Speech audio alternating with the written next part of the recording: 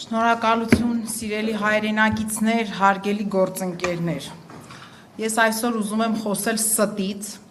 Սուտը դարձել է քաղաքացիական պայմանագրի եւ նրանց ղեկավարի քարոզարշավի շարժիչ ուժը։ Իրենց քարոզարշավը վերածվել է ստի մարաթոնի։ Պետք է ասեմ, որ ուրախ ավտոբուսի ներկայացուցիչների այդ գովազդային հոլովակներից հիմնականը նա է, որ անընդհատ խոսում են, որ դպրոցաշինությամբ են զբաղվում երկրում եւ դպրոցներ են կառուցել։ Հարգելի գործընկերներ, ուզում եմ ձեր ուշադրությունը հրավիրել հետեւյալ թվերին։ Իրենք իրենց նախորդ նախընտրական խոստումների մեջ ասել էին, որ Հայաստանում պետք է կառուցեն 300 դպրոց։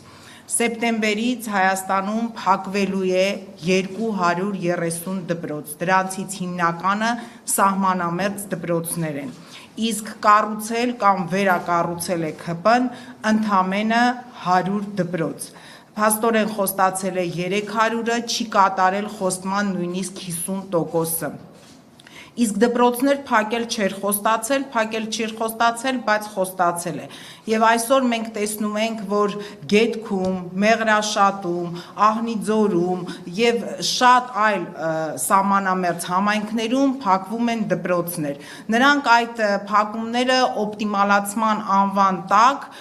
մեզ մատուցում են մեր հայրենակիցներին եւ ասում են, որ օպտիմալացում է եւ դպրոցներ չեն փակվում, բայց ուզում եմ հիշեցնեմ, որ նույն ձևով համոզում էին, որ չեն տալու Արցախը եւ հակառակը 100 տուն պիտի կառուցեն, դպրոցներ պետք է կառուցեն Արցախում, այսօր Արցախը դատարկ է։ Համոզում են, որ 300,000 ադրբեջանցի չի գալու Հայաստան, բայց այսօր դատարկվում են նաեւ Հայաստանի սահմանամերձ գյուղերը, որովհետեւ կարծում եմ կհամաձայնեք, որ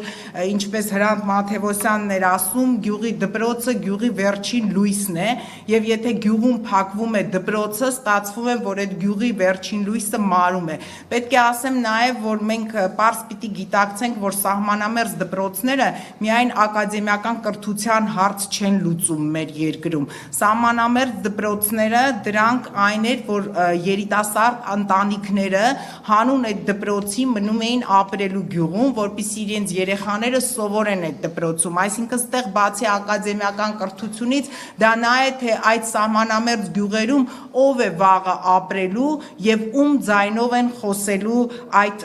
գյուղերը։ Այստեղից գիտեք, հետեւաբար հարց է ծագում. ինչու է դատարկվում Հայաստանի սահմանը, ինչու են փակվում սահմանամերձ գյուղերը Հայաստանում եւ ում է դա ձեռնտու եւ ինչ է իրականացնում այսօր Նիկոլ Փաշինյանը պետական ծրագրի անվան տակ, ում երազանքն է, որպեսզի Հայաստանի սահմանամերձ գյուղերը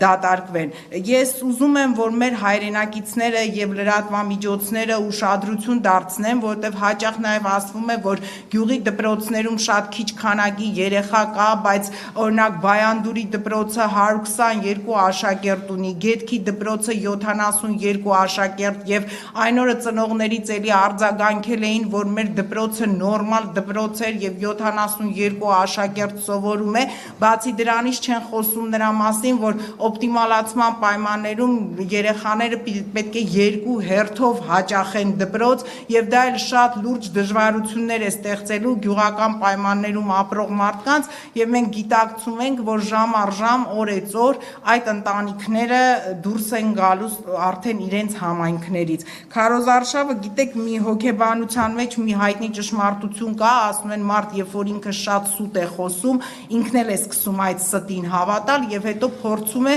այդ սուտը տարածել մյուսների վրա։ Ագրեսիայից շատ արդեն խոսեցին իմ գործընկերները եւ ատելության խոսքից, այդ ատելության խոսքը եւ այդ ագրեսիան հենց ծնվում են այդ ստից, քանի որ այսօր արդեն ակնհայտ է դառնում երկրի վարչապետի համար, որ ինքը չի կարողանում այդ սուտը տարածել մեր հայրենակիցների վրա, ոչ բոլորին է կարողանում կերակրել եւ համոզել այդ ստով եւ փաստորեն դա է նյարդայնացնում եւ ծննում է ավելորդ ագրեսիա։ Տպավորություն է, որ ինքը բղավում է, խոսում է, այդ սուտ թեզերը տարածում է եւ ուզում է ասել, թե ով ինձանից ավելի լավ սուտ կխոսի, թագավորությանս կեսը կտամ նրան, սուտ խոսացողներ չկան բացի իրենցից, բայց նաեւ ուզում եմ մեր հայրենակիցներին ասել, որ այդ ստի ճանապարհին եւ այդ ստի մարաթոնին մարաթոնում գնալով մեր թագավորությունը ավելի փոքրանում է, կրճատվում է, չկա Արցախը, կդատարկվեն սահմանամերձ գյուղերը եւ խնդրում եմ, որ մենք բոլորս հասկանանք եւ մեր ուշադրությունը սևեռենք նաեւ սրա վրա, քանի որ սահմանամերձ գյուղերը առանց երիտասարդ ընտանիքների դրանք դատարկ գյուղեր են։ Շնորհակալություն։